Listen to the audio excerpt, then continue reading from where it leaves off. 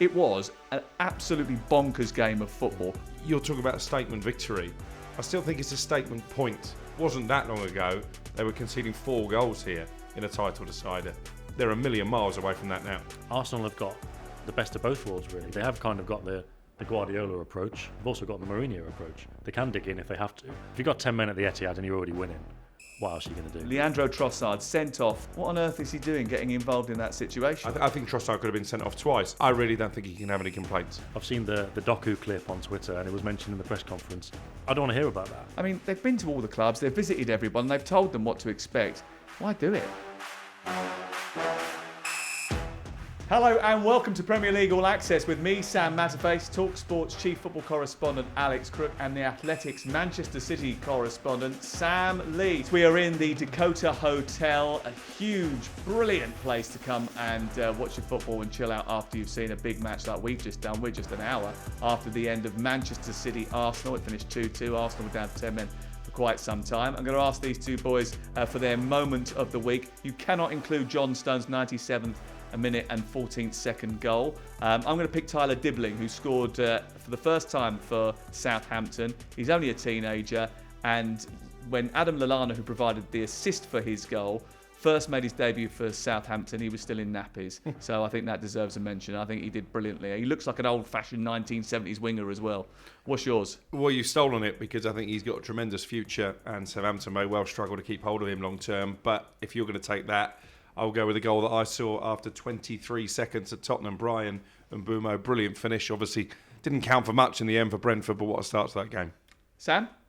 Yeah, maybe I'm still caught up in all the drama and chaos from the Etihad, but the Brighton Forest game this afternoon, the Gibbs White red card, Nuno jabbing his finger, both managers getting sent off, all of that kind of drama kind of set the tone for the rest of the afternoon. Certainly did. Loved that and loved the weekend where we had controversial decisions at Chelsea and West Ham. Good performance by Chelsea, not so much for West Ham. Some wonder goals, including one from Darwin Nunez and a very, very late strike from John Stones, which rescued a point and preserved an unbeaten record which dates back to November 2022 for Manchester City. So let's get stuck into it, starting with that big game of the weekend. It felt for so long that Arsenal were going to hold on, pull off a statement win by virtue of being able to score from seemingly any set piece. A tremendous equaliser from Riccardo Calafiori and just a dollop of gamesmanship over the course of the second half in particular. Look, by hook or by crook or Stones, eventually Manchester City got the job done. Was it always inevitable, did you think, that they weren't going to leave without getting something from the game? They never lose at the Etihad. No, fair point, but I didn't think it was inevitable at all because look, everybody who saw the game, you don't need the experts to tell you exactly how that second half went. All City had was the centre-backs, maybe Kovacic trying to get a shot off. If they weren't doing that, they were a bit to the right trying to cross to the back post. And like Guardiola said afterwards, Arsenal are better at crosses there. Everybody was in the box. There was nowhere else for City to go. There was nothing they could seemingly try to do to get anybody on the ball other than the centre-backs. And I thought, as the clock ticked down, they got no chance. The shots weren't even getting deflections. Well, interestingly, the stats don't always tell you the full story in games like this. But if you look at the second half statistics, 88% possession for Manchester City, 28 shots. Reyes made 8 saves. But the XG on those shots was only 1.56. And that's probably what Sam is saying. It's not good quality efforts. They were restricted to poor quality chances. Yeah, and we said that during the Sunday session. 94% possession, I think it was at its highest, which is at one stage, absolutely incredible. But obviously, Reyes made a really good save to claw away the header from Haaland. He made a couple of saves from Guardiola. But apart from that, they were restricted to long-range shots that inevitably would get blocked. And in the end, it was the one moment when Arsenal lost their concentration. They allowed the short corner to be taken. That causes havoc inside the penalty area. And in the end, John Stones bundles it home. So I think they'll regret that, Arsenal. But you're talking about a statement victory. I still think it's a statement point for the Gunners to survive more than a half with 10 men against a team of the calibre of Manchester City and never look in any great danger, I think shows you just how far they've come. Wasn't that long ago they were conceding 4 goals here in a title decider. They're a million miles away from that now. Well, Arsenal have tried beating Manchester City at their own game. How much credit do they deserve for adapting, changing and trying to come up with another way of getting something at Manchester City? Well, yeah, it's what they did in March, wasn't it? They played very defensively, but it does make them a very versatile team because they can play you off the pitch. But we saw against Tottenham last week, and look, we saw it again tonight, even though they didn't get the result. They can dig in. And look, it's not something that City want to do, to be fair, but it's not something that City can do. It's not something they try to do. Arsenal have got the best of both worlds, really. They can dig in. They have kind of got the Guardiola approach, to simplify it. They've also got the Mourinho approach. They can dig in if they have to, especially with 10 men. It was like Inter against Barca all those years ago when Mourinho knocked out Barca at Camp Nou. It's that kind of thing. They do have that edge, and I know what you mean. In terms of the statement, all the talk beforehand, going back to Rodri's comments about they didn't have the mentality to come in and try to win, I think they did show that in the first half. And then, look, in the second half, people are going to criticise them for going, look, no striker, dig in.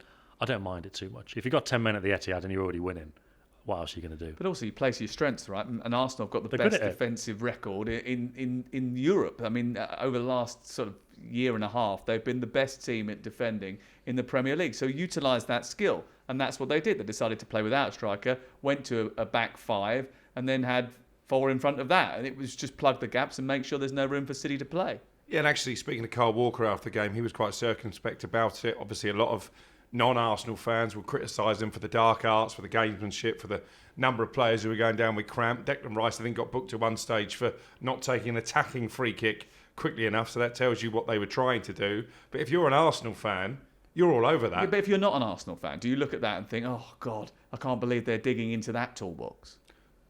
I don't think I do, to be honest. If I was a Man City fan, I'd probably be annoyed and frustrated. As a neutral fan, I don't support either club. I'd probably doff my cap to Arsenal because they had to find a way to make sure they didn't lose the game. City fans aren't feeling like that, right?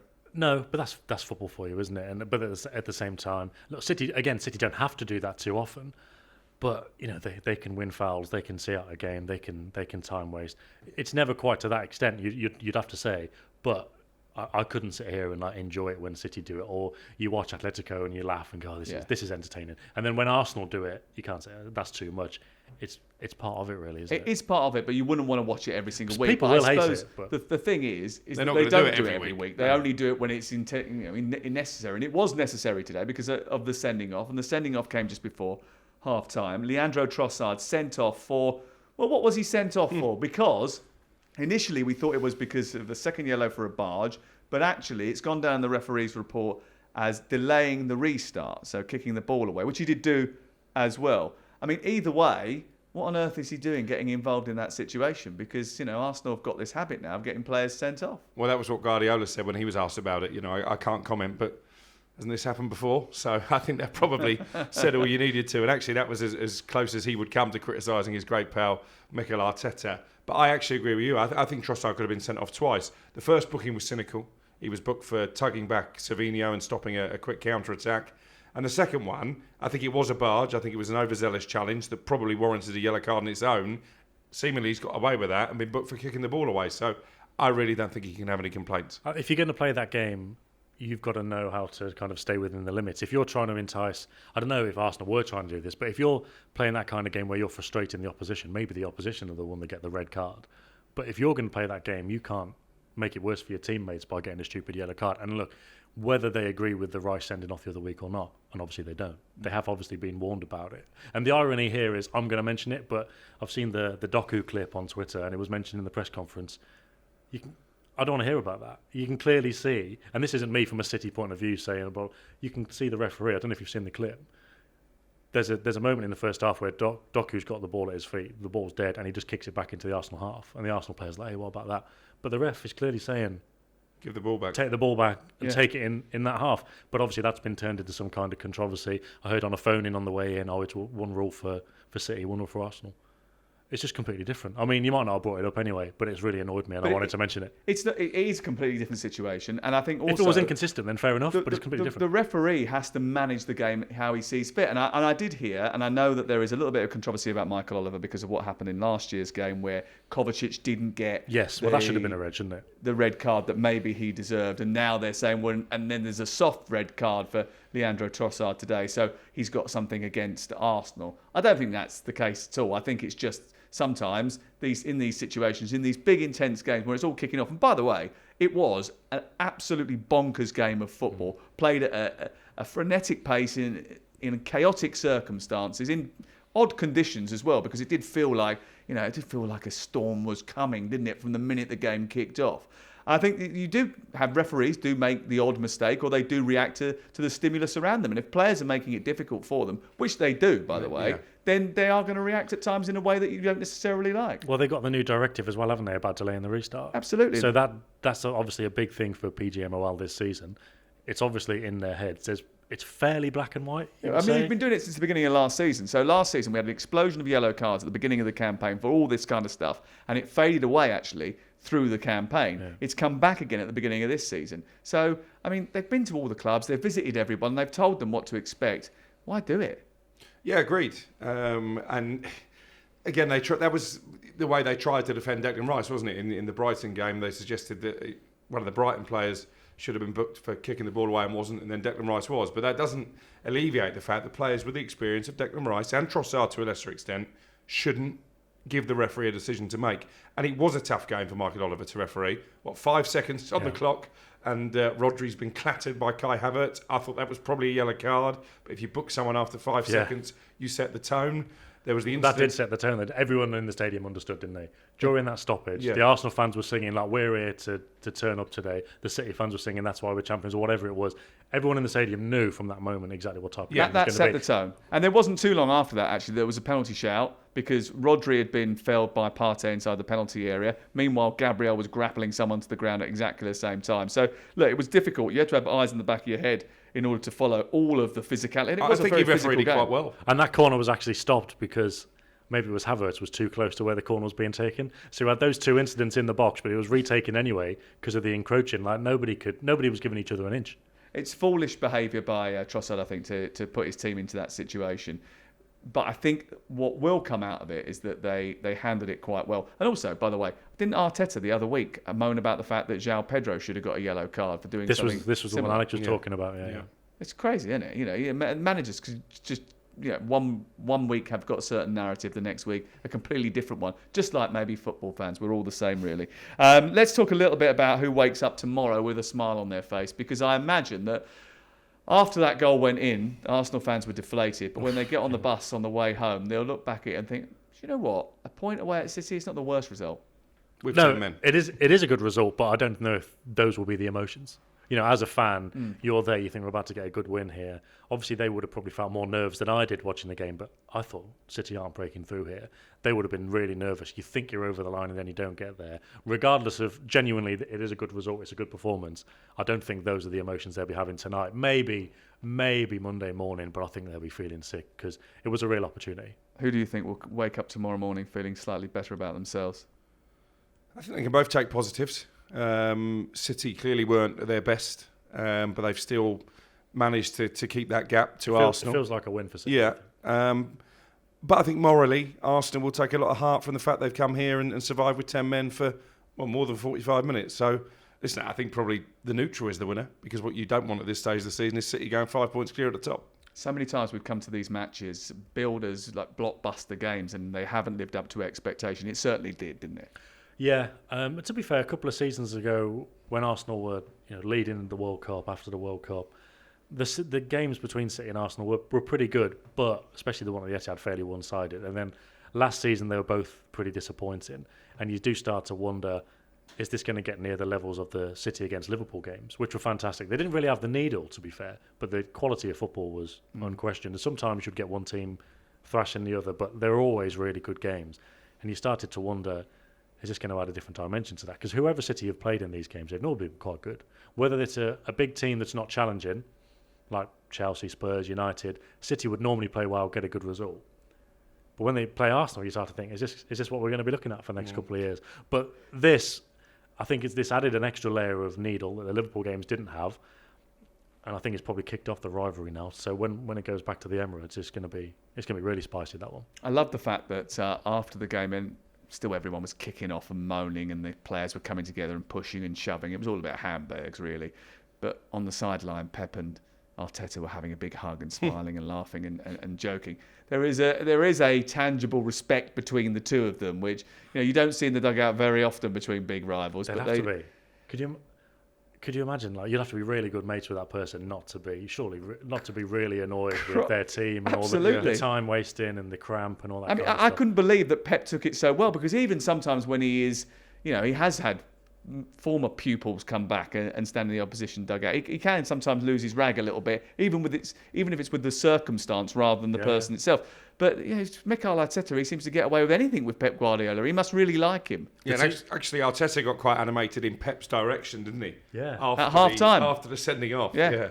But Pep didn't flinch after that first challenge on Rodri, and it looked for a while like Rodri would have to go off then. If that was any other manager, he'd have been furious. Yeah. He usually doesn't stop bouncing around in the dugout, does he? Yeah, and in fact, he was actually the one. He probably appreciated the circumstances, and normally he can be the most irate of anyone, and the players on the pitch are kind of getting on with it. Yeah. But I think maybe it's almost like, when your mate's drunk and you kind of sober up thinking, actually, I need to take responsibility. Exactly. He was like, actually, my players could get sucked into this. Bernardo was giving it to people on the bench, and Guardiola was maybe thinking, actually, I need to be the one to calm it down today. That sounds like last Saturday night in Southsea when Crook had to take me home because I was too drunk. But anyway.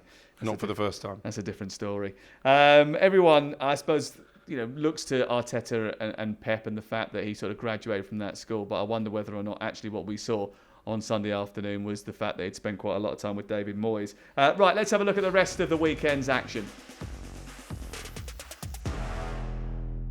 West Ham United 0, Chelsea 3 was Saturday lunchtime's first offering, and Chelsea really barely got out of first gear before they were 1-0 up. West Ham United absolutely atrocious, I thought, in the way that they set up.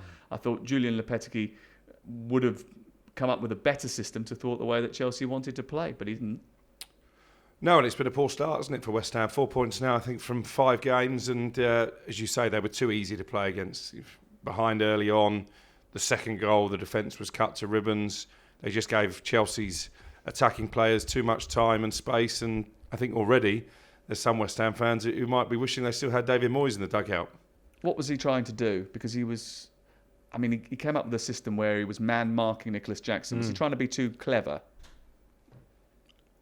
I don't know if it's being too clever, but he went with a plan that was fairly easy to exploit. I say easy, maybe we need to give Enzo Maresca credit for coming up with a solution.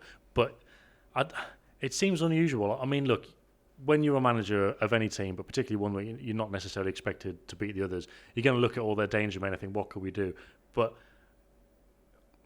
without wanting to sound disrespectful to Nicholas Jackson, it doesn't sound like the kind of player you'd make a whole game plan around.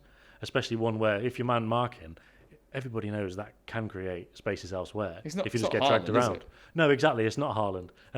But if it was Haaland, like they did against City the other week, just sit back and counter attack, and they looked entirely comfortable doing that. And again, Chelsea are the type of opposition where, okay, Chelsea obviously aren't as good as City, but if they wanted to fall into that pattern again, they could go for it. But maybe that's where the teething problems are coming from. Maybe Lopetegui's trying to put them on the front foot a bit more. The new players are bedding in. The players who were there before are learning a slightly new style where they need to have more of the ball, and maybe that's where the teething problems are creeping in. I mean, obviously, there's no doubt that he is a well-renowned coach, and it's difficult to come into a setup where he hasn't bought all the players. The players have been bought for him by Tim Stein, who's the director of football, and he's had a heavy influence on recruitment this summer. But I think the West Ham fans feel as if there should be a more identifiable style of play. They want to be able to recognise what he is trying to do, and he hasn't been able to stamp his authority or his own mark on this team as of yet. How important is it not to have knee-jerk reactions, not to start the histrionics now and fall into that trap, as West Ham have done before, of trying to pull the alarm cord too early? Yeah, I think he's going to need time. No question about that. And I think they're going to have to give him time because it was a big decision to get rid of David Moyes, and they went for Lopetegui when perhaps there were other options out there in terms of changing the playing style. They've invested heavily in the transfer window, so they have backed the manager. So I think they're going to have to stick with the plan. I don't see a scenario at the moment where they tear it up and start again and sack a manager so early. Well, what about the supporters? Have they got to be patient as well? Yeah. Because I suppose the issue here, Sam, is that if you end up buying Manchester United's fullback, Germany's number 9, a £40 million centre-back, the best player from the Championship last season, and some young, precocious winger, and a World Cup winner as well, by the way, in Guido Rodriguez, the optimism and the ambition of the supporters is going to go sky high. Yeah, I feel a bit like Postecoglou here. I'm not trying to tell the West Ham fans not to dream, or I'm not trying to tell them anything really. But I think the reality is they probably are going to have to be patient. But in terms of their emotions and how they're feeling about it, like you say, with all those players brought in, you've got David Moyes. It's like you've got a 4 on the dice and you're trying to roll it again to get a 6. Like Moyes was doing a really good job there, but they're just trying to get a bit extra. So the fans are obviously thinking we might play better football here. We've got better players. Go into the season thinking we could do all right here. Obviously, that hasn't happened. I don't want to tell them what to do, but I think the reality is, like Alex says, they're not going to get rid of the manager, so they are going to have to be patient. But if they want to be annoyed along the way, then crack on. They've had a tough start as well, fixtures-wise. Aston Villa at home, Manchester City at home, not easy. Yeah, and Chelsea in a good game vein of form, building a bit of momentum. And I think I'm right in saying West Ham go to Liverpool in the League Cup in midweek, don't they? They do, but it's the only trip outside London till November. They've literally. But that's a horrible draw. They spent their whole life in London until the second week in November. What's that a horrible draw? Why is it a horrible draw? It's a cup draw. It's just, it's a good opportunity to go and play Liverpool. Yeah, Liverpool might play the kids. You never know. West Ham fans will tell you they've had a lot of bad luck when it comes to domestic cup draws in recent seasons. Nicholas Jackson has taken a lot of heat on this podcast. Crookie is called him a pub player. Outrageous. I don't think I have. I think I have. You definitely have. But obviously, we've been sharing duties as vice presidents of the Nicholas Jackson fan club, me and Scott Minto. He's turned into a bit of a poacher, hasn't he? He's scored quite a few goals since the 1st of May. I think only Erling Haaland scored more than him in the Premier League. Yeah, and he took them well. And I think, as I mentioned there, Chelsea have had a kind set of fixtures since playing Man City, but they've taken full advantage of that. They look more defensively stable. Give them a little bit of credit if you want. Yeah, no, they look more defensively stable. I think Cole Palmer is getting back to where he was last season, and Nicholas Jackson is finishing off the chances. Jadon Sancho got another assist. You'll point out his numbers, I'm sure, in a moment. So, yeah, Chelsea in a good place at the moment, annoyingly. What is it that you don't like about his numbers? The fact that he averages an assist every, I think it's 35 minutes in a Chelsea shirt, where it was over 600 in a United shirt. See, I knew you'd point them out. I think it's probably a little bit too early to get excited about Chelsea for the reasons that Crook has already mentioned. Plus, let's be completely clear, they were playing a West Ham side that weren't up to much anyway. Still got to beat them though. They have, and they did well with that. Enzo Maresca has sort of regaled against people who have suggested he's got too many options. Yeah. He says that actually he's got 2 players for each position. But when I went through the squad yesterday, I was looking at those 2 players for each position, and there's not much between them. So it means that when he does interchange, the level doesn't drop.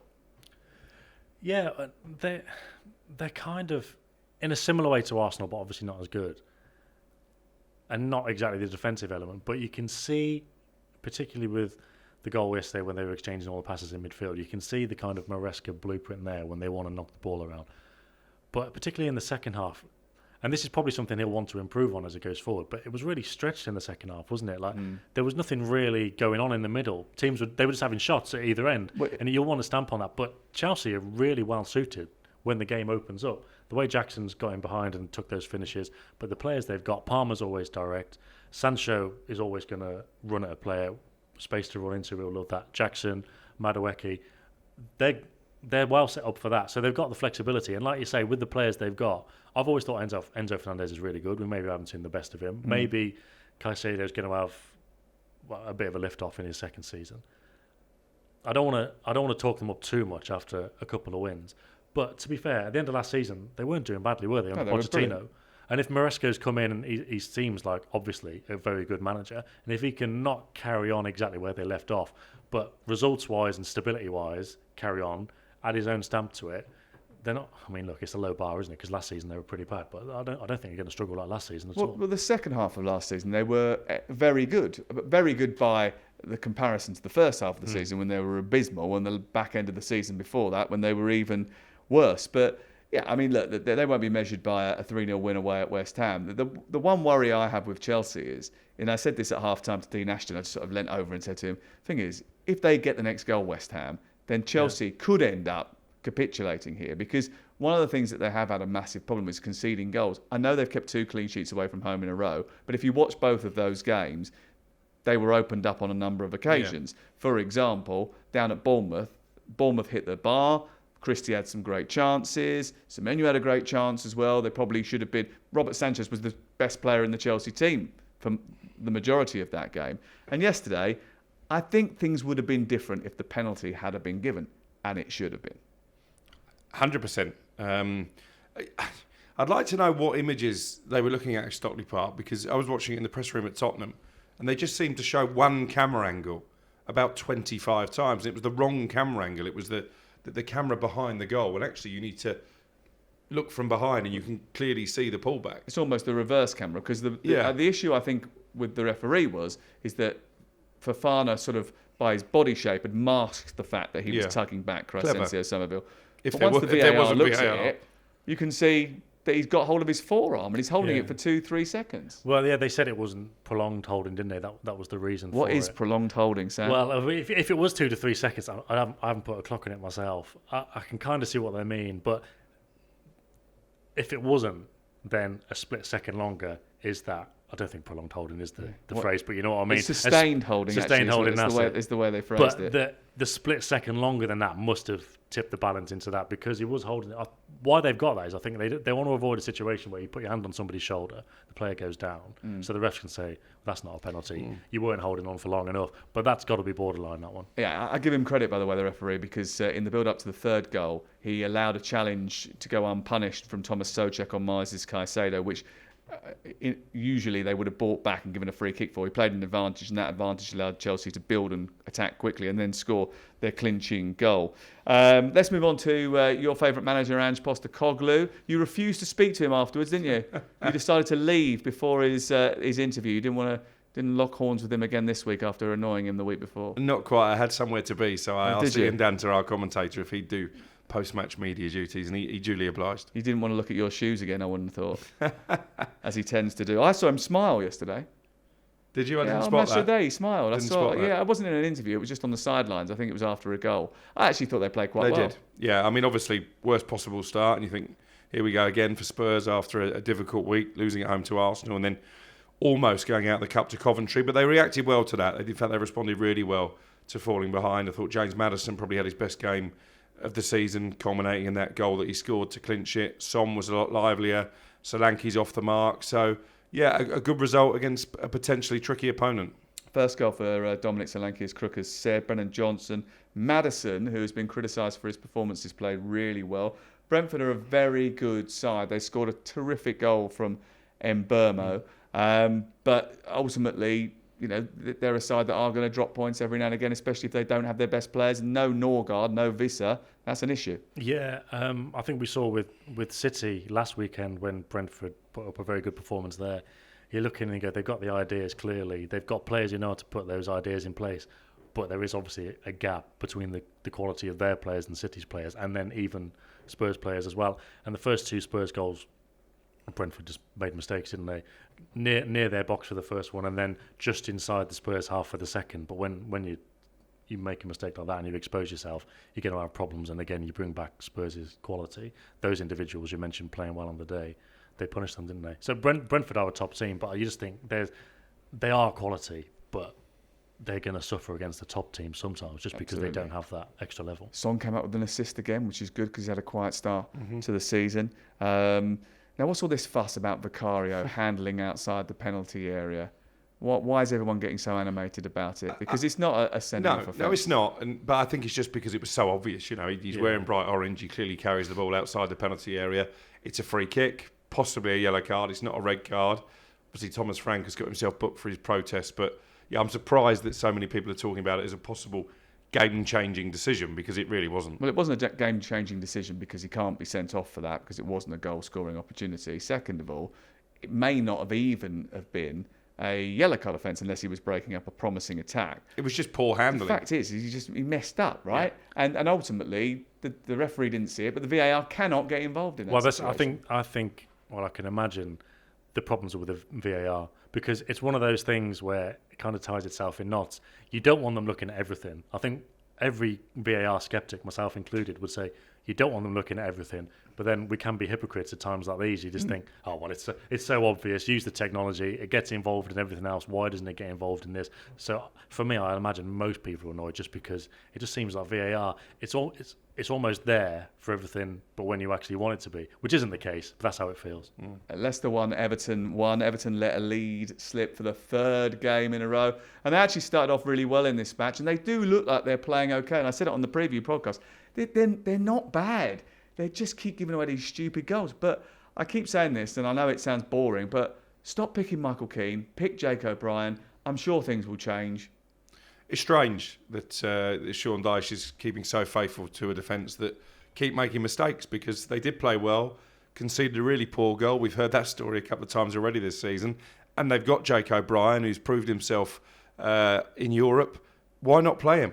Very strange. And Michael Keane's confidence must be taking a kicking at this moment in time as well. Is he refusing to play Jake O'Brien because John Textor called him the big Irish lad that I know that Sean Dyche likes, and he thinks it would be too sort of cliched for him to start including him in the team now and shutting up shop? Oh, I don't know.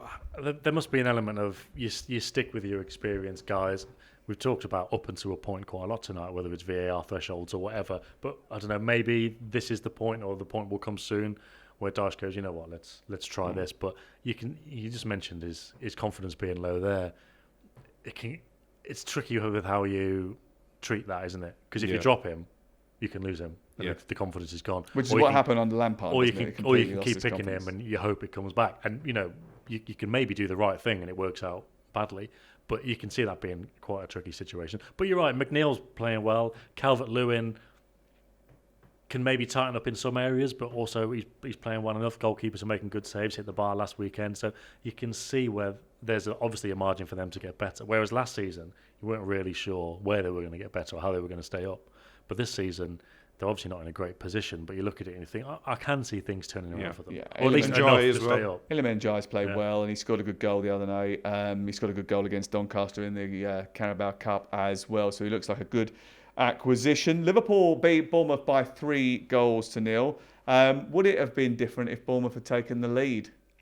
Well, it would have been different for me, because I had a decent bet on Anton Semenyo to score the first goal at massive odds. I think it would have been. I think there was obviously a turning point. Again, it was fine margins, but the technology did its job. I don't think anybody really argued with the decision. And then Liverpool took over, and I do wonder, I praised Iriola a lot, and I like watching Bournemouth play, but did they play into Liverpool's hands a little bit by being so open? If you look at how Forest went there and won the previous week, Bournemouth's game plan is clearly very different, and that gave those Liverpool forward players probably more freedom to operate in than they got previously. Bearing in mind we're sitting here after Manchester City and Arsenal have dropped points, have Liverpool had the best weekend? Well, I guess so, yeah. We've been zoned in so much. Like you say, we're only about an hour and a half or so after full time at City. We're so zoned in on that. When you put it in the broader perspective of dropping points, then it's good for Liverpool. Obviously, it's good for them to come back as well. But there's obviously been a lot of talk recently about teams playing out from the back, making mistakes, like pundits not liking it, managers sticking with it. There was a lot of goals given away this weekend from that. Fulham got lucky when gave it away in their own box, and Cher nearly scored. And you wonder with Liverpool which direction they're going to go in under Slot, because it looks like he doesn't always want those long passes. When Trent Alexander-Arnold was doing it at Old Trafford, apparently he didn't seem too keen on those.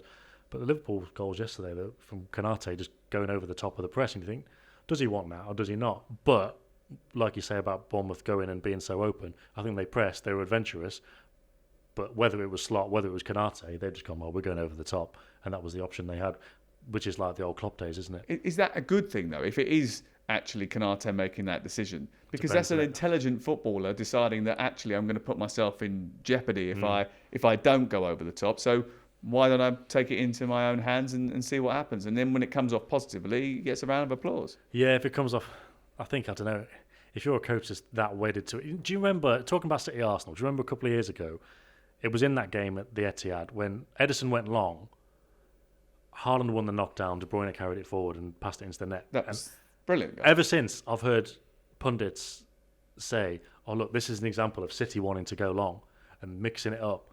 But if you look at the celebrations, Guardiola was mid-celebration, and then he realised that he needed to be angry at Ederson. No, he was angry, I think, at Stones or somebody for giving the ball to Ederson, so he had to go long in the first place. Guardiola did not want them to go long. So even though it ended up in a goal. That was a title-winning goal, basically. That they could say, like the player in question could say, well, fair play, look, it led to a goal. Guardiola would say, that is not the point. You do not do that.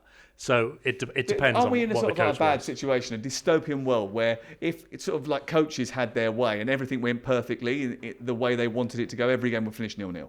It's not the way football operates. And I think you want players to take, as a fan, you want players to take responsibility because there's a time and a place to play out from the back, And you don't want it to be and there's prescribed. a time to smash it upfield. You don't want every movement, You don't want every team to be the same. every either. single pattern to be preordained, do you? You do want to be taken by surprise. Yeah, That's although football. when it is, City aren't like this, but they're as close as you're going to get to everything being preordained, and the football is pretty good. Yeah. Well, So- you would say But that, wouldn't you? No, but it is though, isn't it? Like when you see City getting pressed, and they get the ball under pressure, they finally pop it out to somebody who's free. Then they get it into midfield. The ball's not going nowhere there. Then it's a counter attack. They know exactly what they're doing. Obviously, the issue comes maybe when either the coach or the players or both isn't quite up to delivering that on the pitch. But I don't know. It depends. Look, because the pundits talk as if, oh, there's a time and a place, and maybe sometimes you go long. But a lot of the times when they go long, just give the ball away.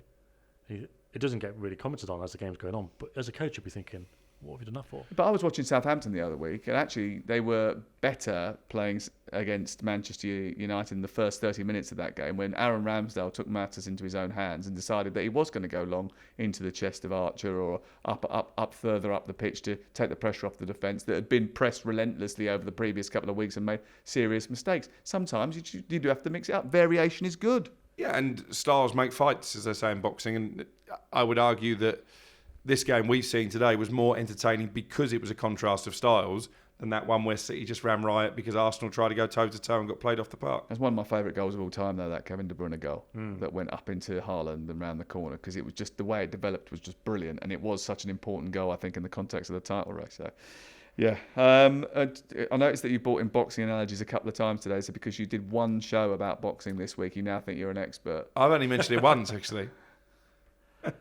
He did one show, got the trainer wrong, forgot that AJ had started fighting in 2012, and yet all of a sudden he's an aficionado. I thought that might have been where you had to get off to last night when you were running from Postecoglou. if you were going to the fight at Wembley, then fair enough. You just but go to a local going pub in out. Worcester, weren't you?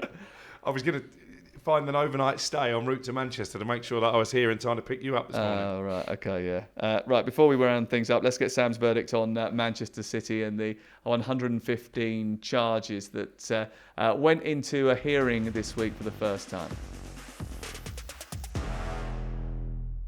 The hearing to Manchester City's 115 charges for the alleged breaches of the Premier League financial rules started this week. Tell me, for anyone who's not aware, one, how long is this going to take? How long is this going to drag on for? And what actually is happening? How much are City engaged in this? Engaged in it, I think Ferran Soriano has been given evidence this week already, so they've obviously got straight to the meat and drink of it quickly, which hopefully bodes well. I mean, in terms of how long it's going to go on, City obviously had this associated party transaction case where they took the Premier League to court. That hearing lasted 2 weeks. I think it ended on June the 23rd. We're now in 2 months later. We still don't know the outcome. We don't know. And that was only 2 weeks. This was supposed to be, 6 weeks? And there's always there's always likely to be delays. So we don't know. I think because we don't know, Premier League aren't talking about it, City aren't talking about it. It's not just people aren't making it up. There's rumours and whispers. But all we've got to go on are the reports. And seemingly everybody wants it wrapped up before the end of the season. So verdict in the new year. If there's any appeals, get it wrapped up. That's what we seem to be working towards. But when these hearings go on, you don't know how long it could take. There's a lot to go through. As a reporter who covers Manchester City, and your job is basically to forensically analyse everything that's going on with Manchester City, does it frustrate you that these hearings are being held in private and you don't get access to City's defence or the prosecution from the Premier League? Absolutely. I suppose the good thing is, presumably it will be like it was at the Court of Arbitration for Sport, because when CAS revealed their verdict when City got banned from the Champions League in 2020 and appealed it and got it overturned, there was like a big, long award where it had everything in it. City said this, UEFA said this is what we've decided, this was the evidence, this is who spoke. As long as we get that afterwards, and I think we will, because with the PSR rulings in the past, we've seen that. So we will get it at some point, but would it be better to be able to go into the hearing every day, like you could do if it were a criminal trial, for example, where reporters or members of the public can go in? Yeah, of course it would be better. It'd be better for everyone. I mean, it's frustrating for everybody who's not a Manchester City fan, because everyone who's not a Manchester City Probably fan... more frustrating, because City fans are quite happy just to carry on and keep winning. Absolutely. They want to know what the context of the Premier League is. Also, for people who just like the Premier League, what we don't want is another season like last year, right? Where we don't know who's in the bottom three. We don't know who's being docked points, because there's no transparency about the possible punishments. Well, I think we're already there. You know, we're saying this is probably a good point for Arsenal with 10 men. Yeah, It'd be an even better point if they get points deducted, Manchester City, but we just don't know. So, yeah, it is a grey area. My understanding is that both the Premier League and the clubs have pre-agreed that everything will be held in private, and therefore it won't be a public hearing. It's frustrating for us as reporters, but I guess as long as they're consistent, you have to go along with that. It's a bit weird that it's in private. I don't understand why They you all would are, need though, it aren't to they? be. Yeah, but even so, why should any of them be in private? What's the reason for that? You know, how many different court cases do you have where there are certain parts of a hearing, for example, that can't be reported upon because there's sensitive information? You could block some of that out if there is any of that. I guess what the Premier League don't want to do is turn it into a soap opera. Yeah, it would be. Because right now, it's not a soap opera in any way, shape or form, and no one's talking about it. Pep is out of contract at the end of the season. Will he renew? You didn't tell me this one was coming up. I think the plan during the summer would be that he would not renew and he would leave next summer. But the way that he is, if you speak to anyone around him, they always say the same thing. With Pep, you never know. Towards the end of last season, he kind of admitted this in New York in pre-season, but he was obviously, when he was asked about it, publicly or privately, he was like, end of the season, bit of a slog, coming towards the end. Then he goes away, has a break, comes back, he's in New York, pre-season's there, he sees his players coming back, the smell of the grass and all that, and he's starting to feel like, I fancy this again. So in pre-season, he was kind of hinting that he might stay. That if you were to take him at his word during the summer, you'd think he was going to stay. So I'm not going to nail myself to any cross by saying what was planned in the summer is going to be the case. But as far as I know, the plan was for him to leave at the end of this season. Whether he changes his mind or not, that's up to him. Could the outcome of this case determine his decision? Because he did say, didn't he, at one stage that if City were found guilty, then he would walk away. Yeah, but I think he didn't say that. The point he was making was he said if they had been found to have lied to him, they've told him that they're not guilty. If they found to have lied to him, then he would walk away. And I feel the point he was making was they haven't lied to me, so I'm not going. Exactly. Yeah. And also, I feel like, look, because if he, let's say he'd already made this decision to leave, but then he does leave, and let's say City are relegated 1,000 divisions, people will say, oh, well, he's leaving because of that. Don't think that's going to be the case.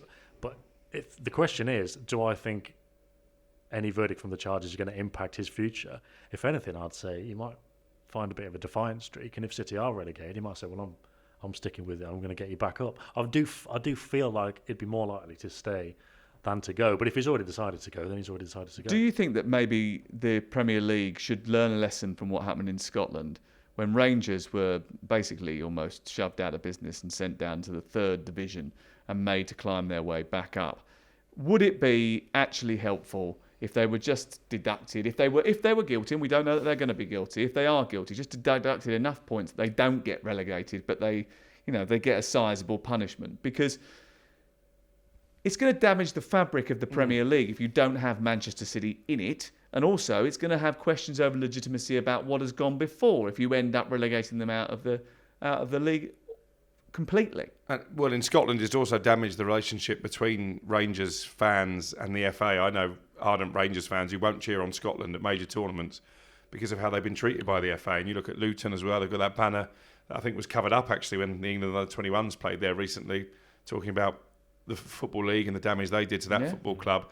And also, we're led to believe there are some clubs in the Premier League who are advocating for whatever point penalty City are given to be spread over a number of seasons, so that rather than relegate them, because they will come straight back up, of course they will, it will actually damage their prospects of winning the Championship anytime soon. Well, it's a pointless exercise relegating them to the League Two, because all it does actually is distort League Two, League One, the Championship for the next 3-4 years. It's a pointless exercise. It will be a few coffers in the bank for teams in that division when City come away from home, though. They've done that once, they don't need to do it again. I suppose the only thing I'd say is, look, if they got to a stage where they did deserve a big punishment, so we say, but then they didn't get relegated and they just got a point deduction to mid-table, you could probably argue that, although you make good points there, if they're in a position to be punished heavily and they're not, I don't know what the logic would be there. But what I'd say is let's the not go logic being that actually what Crook said about them and over it does a make number of sense. seasons is probably better than maybe just relegating them to the National League and then hoping that I suppose if you're effectively stripping titles, then instead of taking away all of the Premier League titles they've got, make sure they can't win one for the next 5 years, for example, and then see what happens next. I thought you meant point deductions, not over the last. No, I thought you meant the last 5. So then you take the points off but forward. The suggestion from some Premier League instead of 120 points, take 30 points off every year for the next 4 years. Yeah, okay. But my overall, that makes sense. The overall thing I would say is, don't want to go too far down the rabbit hole of talking about all these punishments, because look, we mentioned the CAS and UEFA thing. They won't get punished anyway. City have gone through a lot of this stuff. And look, people are going to say, some of it was time barred, but the stuff that wasn't, the Etihad shirt sponsor, they went this, and this, and the panel went 2-1 majority, so not everyone, but 2-1 majority went, fine. We've been through a lot of this already, and people City, for example, people are acting like it's not happened. Yeah. And the Leicester loophole, that's a hell of a loophole. It's a hell of a loophole, and then that's another, that's another worry that the Premier League will have. Have they exposed themselves in another vein, which of course Manchester City will find with their high-powered lawyers. Either way, hopefully it is resolved before 2026 and we don't go through another season of all this. I think the best thing for the Premier League is for it to be done and dusted. Sam, thanks very much for coming to see us. Yeah, enjoyed it. Appreciate that. Cheers. Crookie, thank you very much. Cheers for keeping me awake after what has been a ridiculously long day doing all the football. It was a chaotic game at the Manchester City Stadium. Wimbledon Newcastle in the Carabao Cup third round is their first offering of knockout football on Tuesday night on talkSPORT 2. At the same time, Wickham against Aston Villa is on talkSPORT. Wednesday night, Manchester United take on Twente in the Europa League. That's live on talkSPORT. Thursday night, Malmo Rangers and Tottenham against Qarabag is live from the Europa League. They're both on talkSPORT 2 next Saturday. We're with Manchester City again, Sam. So we'll see you at St James's Park, will we? Yes, I'm looking forward to that. Friday night in Newcastle. Is that what you're doing? Is it? Right. It makes sense logistically. Absolutely, yes. And then we'll be there. 7 o'clock train. We'll be there for the game. Yeah, we don't want to be there. No. It's the train back. I don't want to be. There. Is it like 3 carriages? Forget it. Is it only? Well, they're never generous, those trains. I've just booked one of those. You'll be all right in first class. Yeah. There's no first class on those ones. I was going to say, he's obviously never travelled by train between Newcastle and Manchester. Anyway, thank you very much for joining us. Remember to download the Premier League All Access podcast wherever you get your podcast from, or get the talkSPORT app. It's available there, and you can see us every Sunday night on YouTube.